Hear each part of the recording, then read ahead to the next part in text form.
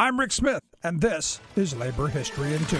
On this day in labor history, the year was 1950. That was the day 4,600 baggage handlers, mechanics, and store personnel ended their strike against American Airlines. The 11-day strike affected airports in 34 cities, crippling 80% of Americans' operations. Transport Workers Union leader Mike Quill demanded wage increases, job security, and the guarantee against subcontracting out of maintenance work. The transport workers had been locked into negotiations and mediation for months leading up to the strike at the beginning of March. In her book, On the Ground, Labor Struggle in the American Airline Industry, Liesl Miller Orenic notes that the strike was an example of cross-skill solidarity within the union. Union baggage handlers were the first to walk out. Quill hoped to garner support by emphasizing that the planes were improperly maintained. He demanded that President Truman take over the airlines on the basis that the planes were unsafe for public transportation. Support for the strike remained strong in larger cities, but in smaller cities, strikers looked to return to work.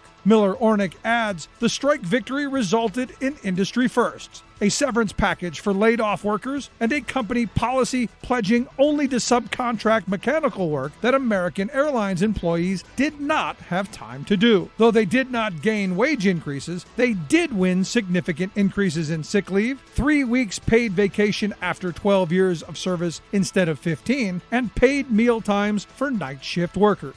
Transport Workers Union members at Pan Am were inspired to strike over similar demands 2 months later. The victory at American spurred national mediators to hammer out a settlement in favor of Pan Am strikers only 17 hours after the strike was called.